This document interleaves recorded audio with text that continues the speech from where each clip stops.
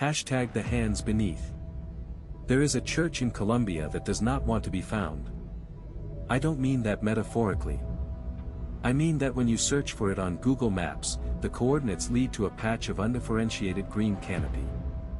I mean that the 3 roads that once connected it to the nearest village, a place called El Sarro, population 300 and falling, are not marked on any regional transit authority documents published after 2020. I mean that the Colombian Ministry of Culture has no record of the church in its heritage registry, despite photographic evidence that it stood for at least 130 years. And I mean that beneath that church, someone, or many someones, spent what must have been decades, perhaps longer, carving a network of tunnels into the earth by hand. Tunnels that stretch for over 2 kilometers in mapped distance alone. Tunnels lined with thousands upon thousands of wax castings of human hands. Each one unique. Each one bearing fingerprints. 14 of those prints have been matched to living people. People who live in the surrounding region. People who have never set foot inside that church. People who cannot explain, in any rational framework, how perfect wax replicas of their hands came to be mounted on the walls of tunnels that, in some cases, appear to have been sealed for longer than those people have been alive. This is the story of what was found beneath the Church of the Holy Ascension, and why, after 3 separate survey teams experienced identical equipment failures at the same depth, the deeper tunnels remain unexplored. It is a story about memory, about identity, about the disquieting possibility that something can know you, intimately, physically, down to the whorls and ridges of your skin, without your knowledge or consent. I want to be careful with this one. I want to be measured. Because the facts alone are disturbing enough without embellishment, and because the people involved, the researchers, the locals, the 14 individuals whose prints were found, are real people who have had to live with this. Some of them are still living with it.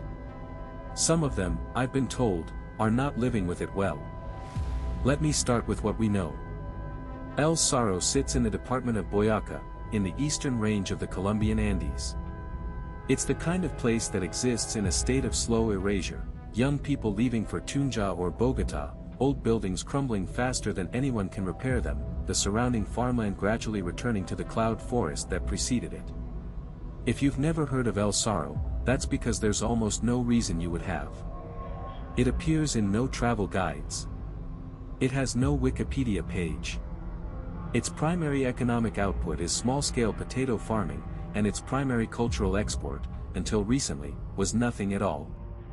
The Church of the Holy Ascension stood on a low hill approximately 1.5 kilometers east of El Sarro's central plaza, at the end of a dirt road that the locals called El Camino Ciego, the blind road, because it led nowhere else. The church had been condemned since at least 2003 due to structural instability. The roof had partially collapsed. The interior was exposed to the elements. It was, by every official measure, an unremarkable ruin in a region full of unremarkable ruins. In early 2019, a team from the University of Boyacá's Civil Engineering Department was conducting a geological survey of the area as part of a broader study on soil erosion and landslide risk in the eastern Andes. This is routine work. Boyacá's terrain is steep, its soils are volcanic, and its rainy seasons are becoming less predictable.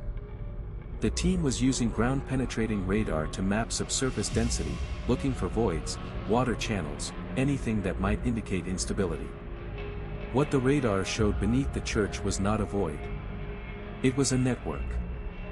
The initial scan suggested a branching system of tunnels beginning approximately 4 meters below the church's foundation and extending outward and downward in multiple directions. The total subsurface footprint was, even in those early readings, significantly larger than the church above it. The engineering team flagged the finding and contacted the university's archaeology department, which in turn contacted the Colombian Institute of Anthropology and History, ICAN. By March of 2019, a preliminary excavation team had accessed the tunnel system through a collapsed section of the church's basement, a space that had apparently been used for storage and that, according to the oldest residents of El Sarro, had always been kept locked. The lock, when they found it, was not a modern padlock or a colonial-era iron mechanism. It was a wooden latch of a type that one of the archaeologists later described as consistent with pre-Columbian Muisca construction, though the context made no sense. The Muisca civilization had largely been displaced or absorbed by the time of Spanish colonial church construction in the region. Why a church built in the late 1800s would have a Muisca-style latch on its basement door was the first of many questions that would not receive a satisfying answer. Below the basement, the team found a vertical shaft, roughly 2 meters in diameter, descending approximately 4 meters to the first tunnel junction. The shaft walls were bare earth, reinforced in places with wooden supports that had largely rotted away. Tool marks were visible in the soil, not the marks of modern excavation equipment, but the gouges and scrapes of hand tools. Mattocks, possibly. Sharpened sticks. In some places, what appeared to be fingernail scratches, though the team noted these could have been caused by root displacement. At the bottom of the shaft, the tunnels began. And so did the hands. I need you to understand the scale of what was found, because I think the human mind tends to domesticate things like this. You hear wax castings of hands on tunnel walls, and you might picture a dozen. Maybe a few dozen. An art installation, perhaps, or some kind of folk religious practice, ex votos, offerings, the sort of thing you might find in a Latin American church dedicated to healing or miracles. This was not that. The first survey team documented over 900 individual hand castings in the initial 200 meters of mapped tunnel alone. They were mounted on the walls at irregular intervals, some at eye level, some near the floor, some clustered in groups of 5 or 6, some isolated. Each hand was cast in a pale, off-white wax. Later analysis would identify it as a mixture of beeswax and tallow, with trace amounts of plant resins consistent with species native to the Boyaca highlands. Each hand was a left hand. Every single one. And each hand was cast with extraordinary precision, preserving not only the general shape and proportions of the original but the finest details of the skin, creases, scars, and most critically, fingerprints. These were not crude effigies. They were not symbolic. They were forensic-quality reproductions of specific human hands, mounted on the walls of hand-dug tunnels beneath a condemned church in rural Colombia, and there were thousands of them. The team that conducted the initial survey was led by Dr. Mariana Castano, an archaeologist from the National University of Colombia who had previously worked on Muisca burial sites in the Bogotá savanna. In a preliminary report filed with ICANN, portions of which were later obtained by the Colombian newspaper El Espectador, Dr. Castano described the tunnel complex as unlike any structure I have encountered in 20 years of fieldwork. She noted that the tunnels showed no evidence of modern construction techniques, no electrical wiring, no ventilation systems, no evidence of lighting infrastructure of any kind. Whoever had used these tunnels had done so in total darkness, or with portable light sources that left no permanent trace. She also noted something that would become one of the most discussed aspects of the discovery: the tunnels were clean. Not sterile, but maintained. Despite their apparent age, despite the absence of any climate control, the tunnels showed minimal water intrusion, minimal biological growth, and minimal collapse.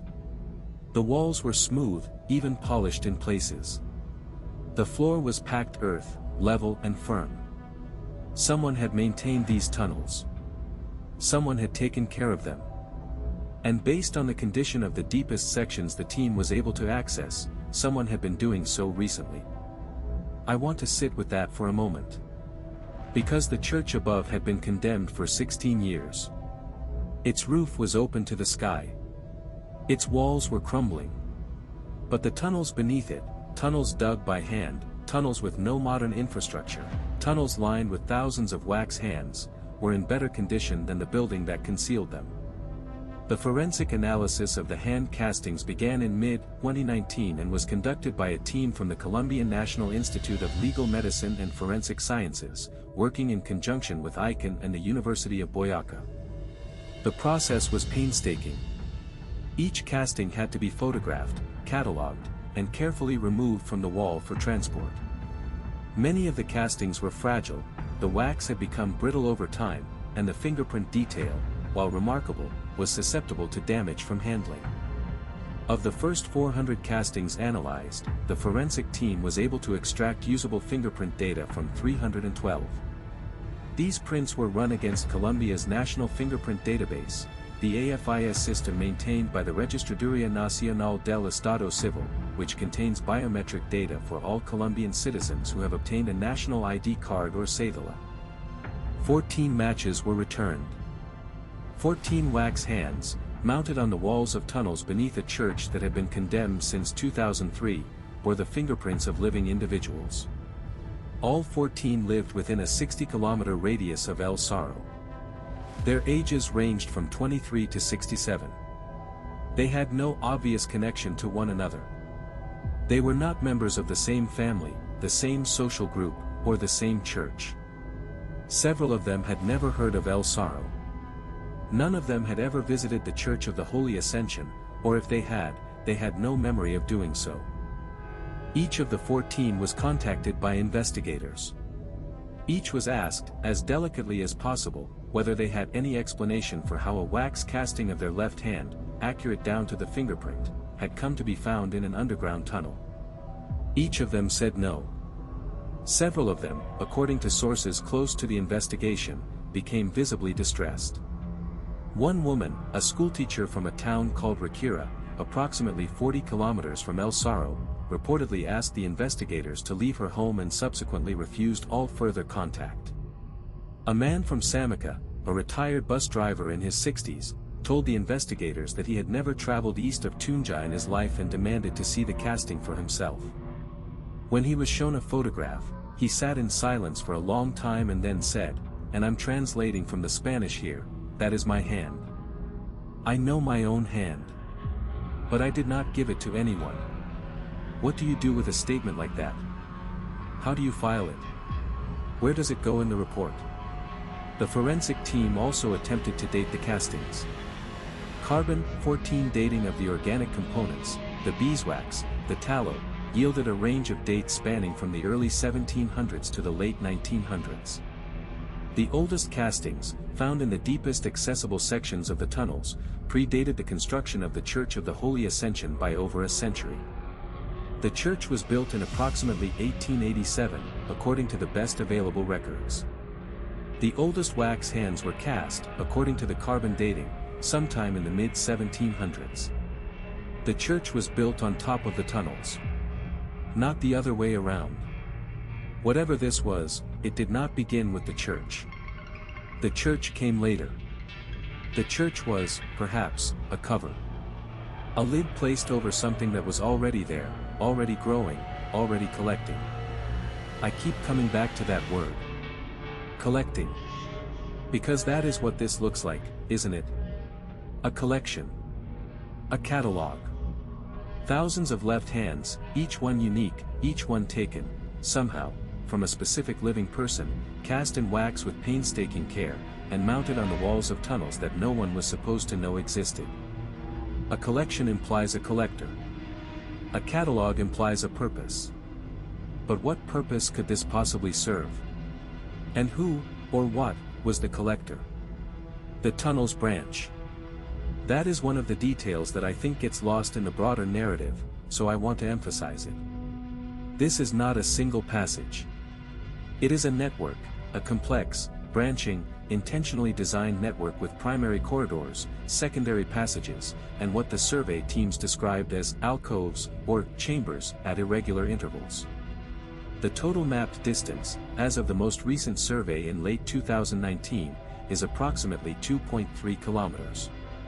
But the mapping is incomplete. The tunnels continue beyond the mapped sections, extending deeper and further than any team has been able to follow.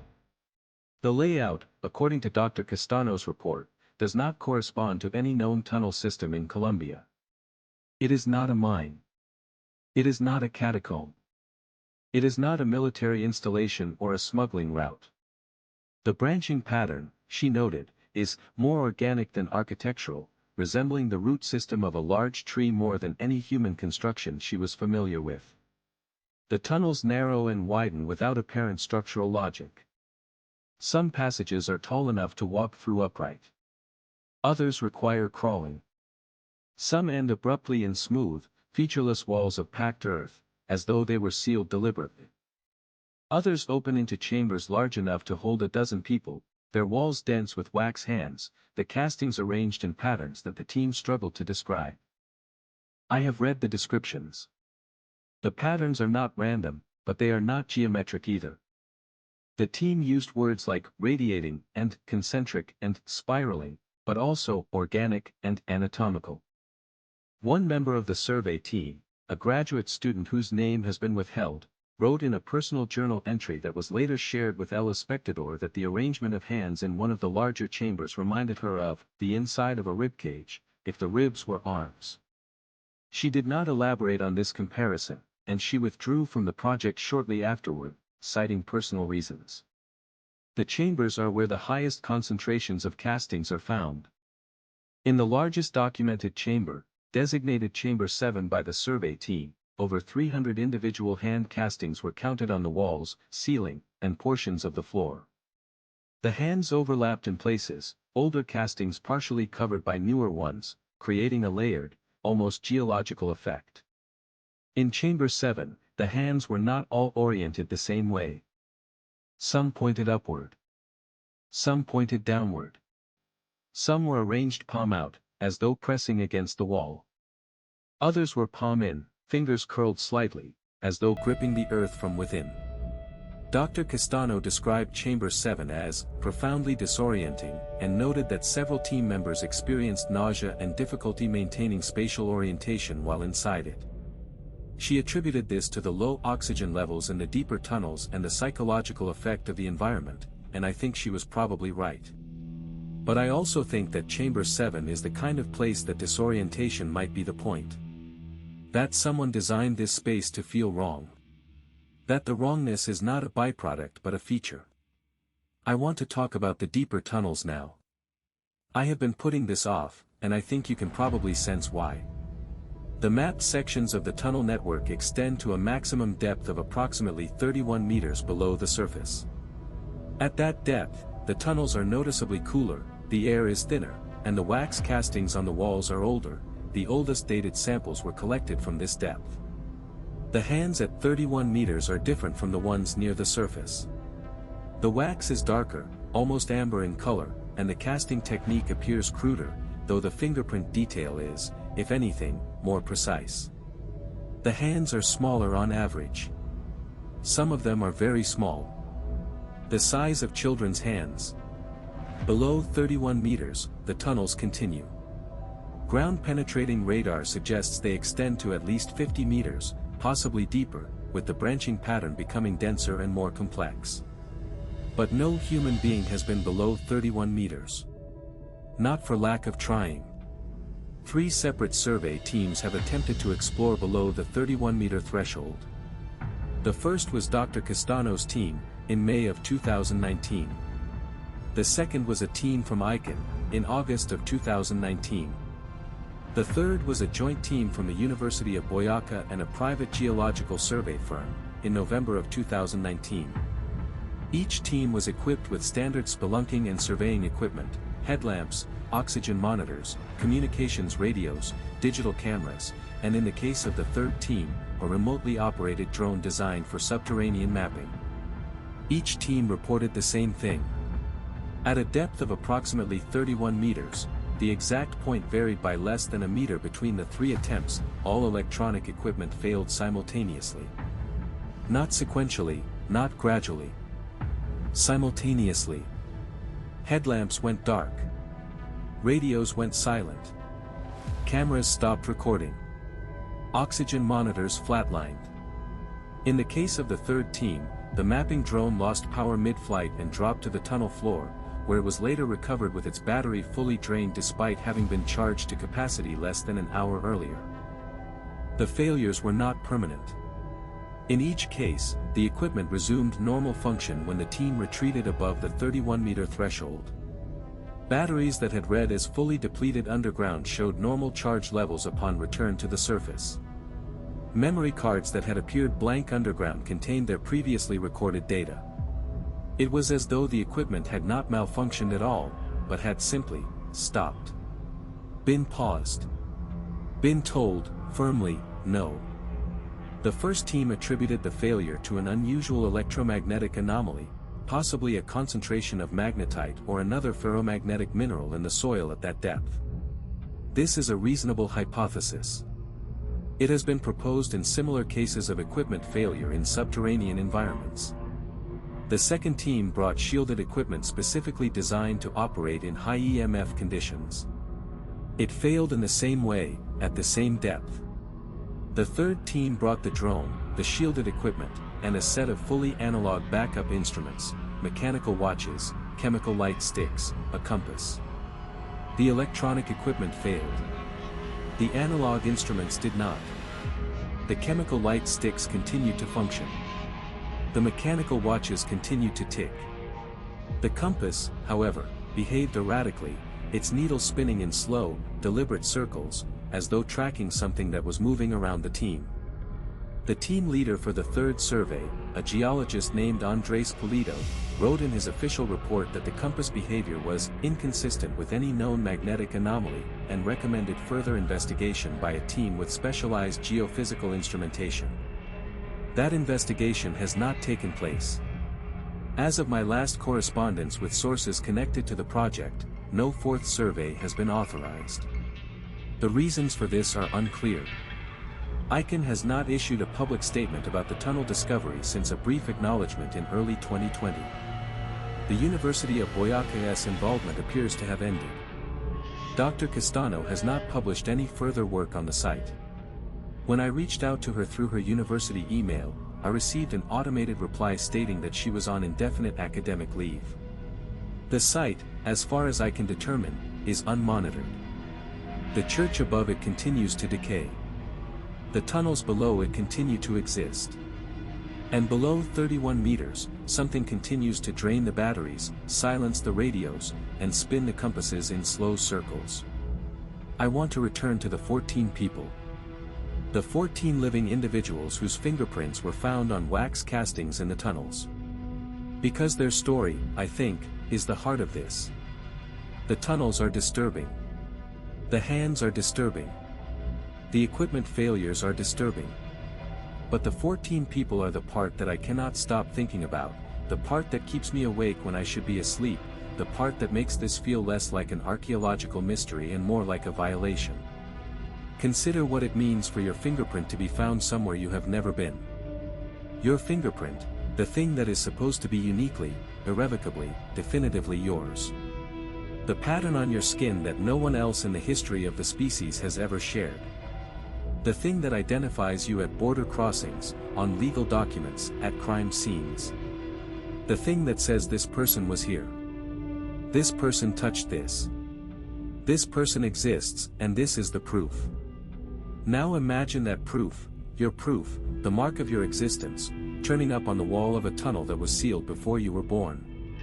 Imagine a forensic scientist showing you a photograph of a wax hand that looks exactly like your hand, with lines and whorls that match yours down to the microscopic level, and telling you that this object has been sitting in the dark beneath a church in a town you've never visited, for years, possibly decades, possibly longer than you've been alive. What has been taken from you? Not your hand is still attached to your body, functioning normally. Not your fingerprints, they're still there, on your fingers, exactly as they've always been. What has been taken is something harder to name. Your uniqueness, maybe. Your monopoly on your own identity. The comfortable assumption that you are the only one who carries your specific marks through the world. Someone, something, has duplicated that. Has held it. Has kept it in the dark. The retired bus driver from Samika said, "I did not give it to anyone. But the casting exists. The prints match. The wax is real and the match is certain and the hand on the wall is his hand, and he did not give it to anyone, and it is there anyway." 3 of the 14 individuals, I have learned, have since relocated. They moved away from the region, to Bogota, to Medellin, to places far from El Sarro and its blind road and its ruined church. I do not know if moving helped. I do not know if distance matters to whatever made those castings. I suspect it does not. Because here is the thing that has not been adequately addressed in any of the reporting on this case, the thing that I think everyone involved has been very carefully not saying out loud, the tunnels contain thousands of castings. The forensic team analyzed 400 and extracted usable prints from 312. Of those 312, 14 matched living individuals. What about the other 298? Some of them are old. Very old. The people whose hands they represent are certainly dead. But some of them are not old at all. Some of the castings in the upper, more recently constructed sections of the tunnels are made of wax that dates to the 1990s. The 1980s. The 1970s. These are hands that belong to people who may still be alive, somewhere, unaware that a part of them, the most identifying part, the part that says I am me and no one else, is mounted on a wall in the dark. And the tunnels were being maintained. The tunnels were being added to. The wax was recent. The tool marks were fresh. Whoever was doing this did not stop.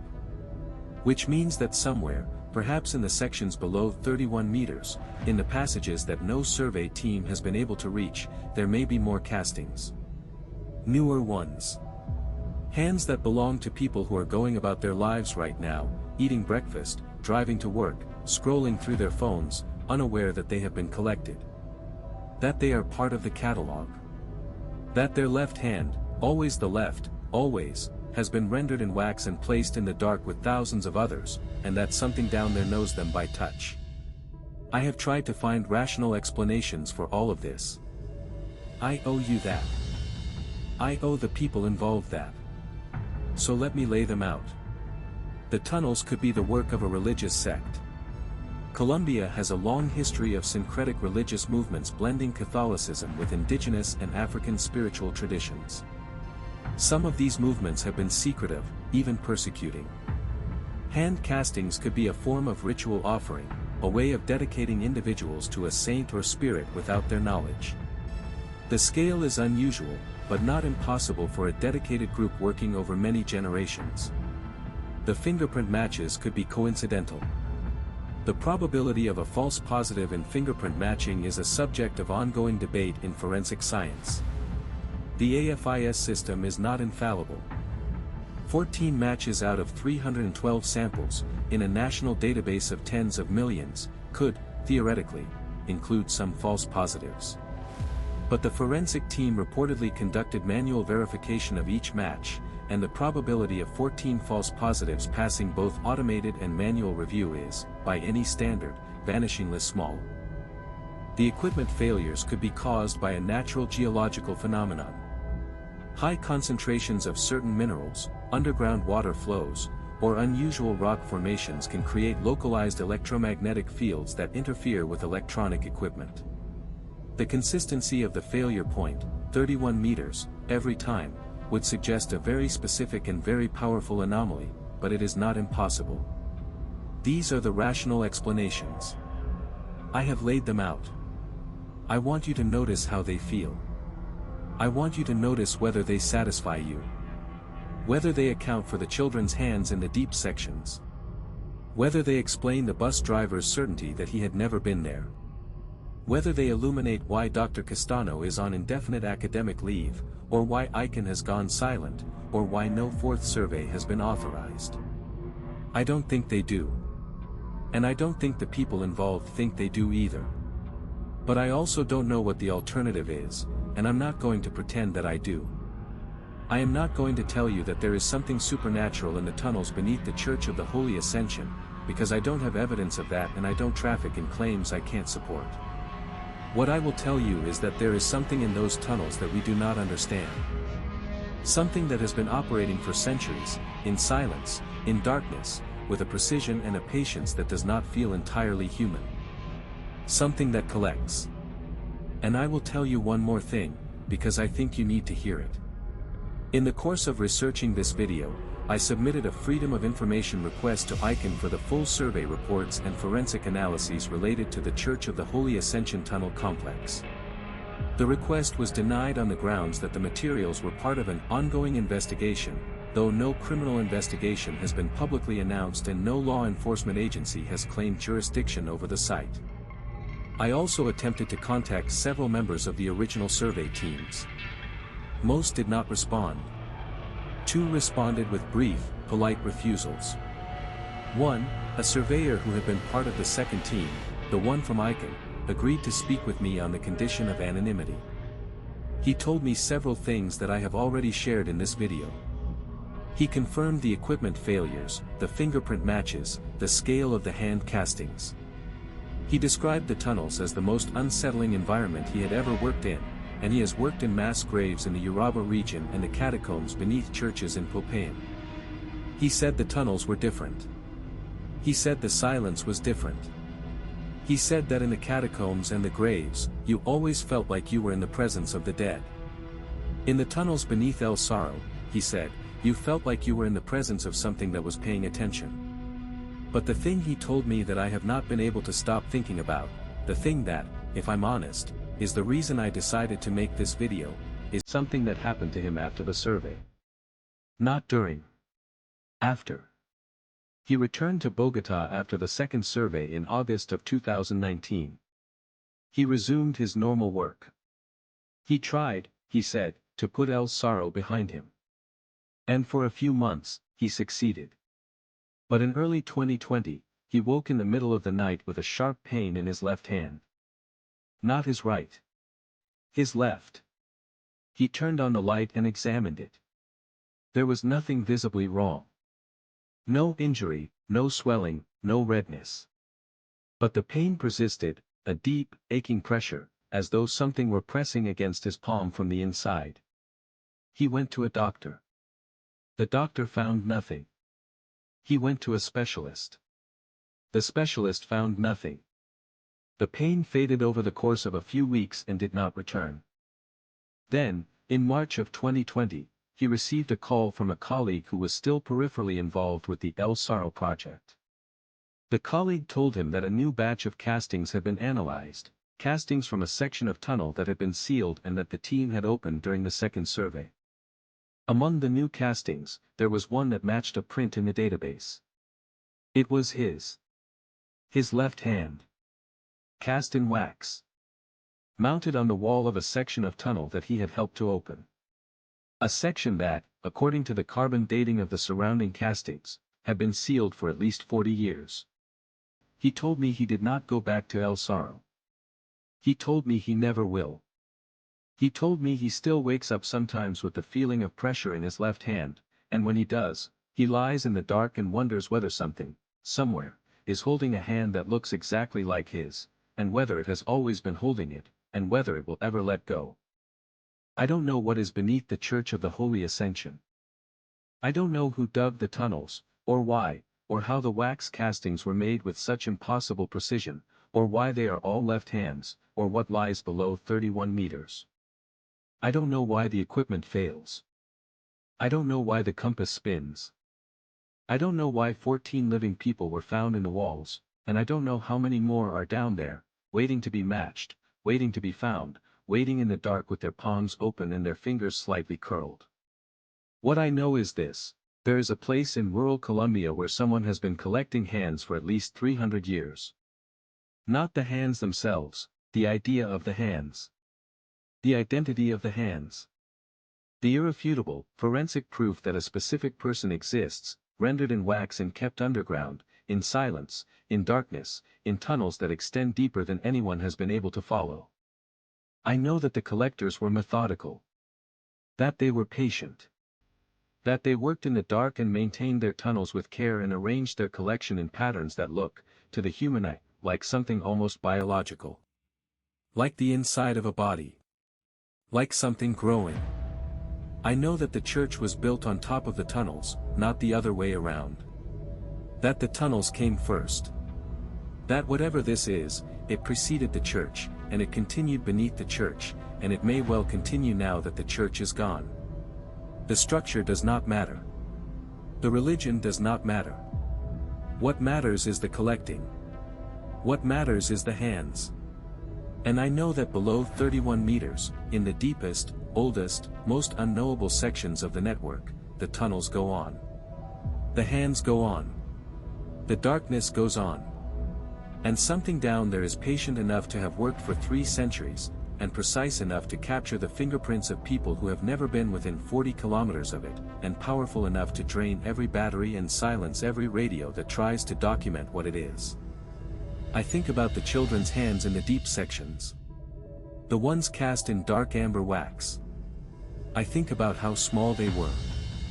I think about the fact that they were cast in the 1700s, and that the children they belong to have been dead for 200 years, and that their hands are still down there, mounted on the wall, preserved in wax, their fingerprints intact.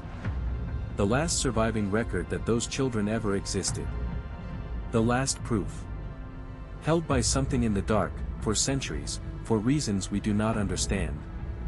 I think about the schoolteacher from Rakira who asked the investigators to leave and never spoke to them again. I think about what it must be like to know that a piece of you, the most unique piece, the piece that is yours and only yours, is somewhere you cannot reach, in the possession of something you cannot name. I think about whether she lies awake at night with her left hand open, feeling something she cannot explain, wondering if the pressure she feels is real or imagined, and whether it matters.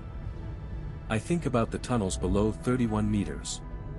I think about what the compass was tracking when it spun in slow circles.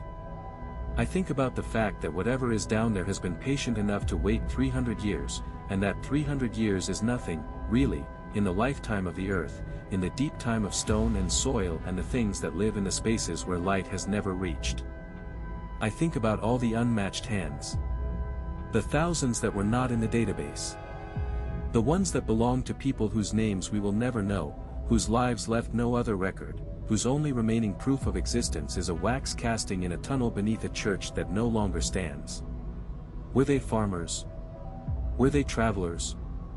Were they people who lived and died within walking distance of El Sarro, their lives so small and so quiet that the only entity that took notice of them, that reached out and took the measure of them, was whatever lives beneath that hill?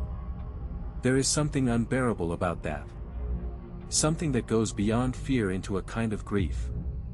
The idea that you could live your entire life and the only thing that remembers you, truly remembers you, down to the ridges of your skin, is not a person, not an institution, not a record in a government archive, but a wax hand on a wall in the dark. That your most intimate physical details are known not by anyone who loved you but by something that collected you. That catalogued you. That placed you in its pattern and moved on to the next one. What does it mean to be known like that? What does it mean to be kept? I don't have an answer. The tunnels don't offer one. The tunnels just go deeper, and the hands just continue, and below 31 meters, the lights go out and the radios go silent and the compass spins and spins and spins. The Church of the Holy Ascension is gone now. The roof collapsed entirely in 2021. The walls are following. Within a decade, there will be nothing left above ground. Just the hill, and the grass, and the trees reclaiming what was always theirs. But the tunnels will remain. The hands will remain. And whatever is down there, in the deep dark, patient and precise and utterly unknowable, it will remain too. It was there before the church. It will be there after. It has always been there, in the blind spot of the world, in the space beneath the foundations, in the dark where the lights do not work and the radios do not reach and the only sound is the slow, patient work of something that knows you better than you know yourself. Check your left hand. Look at the lines.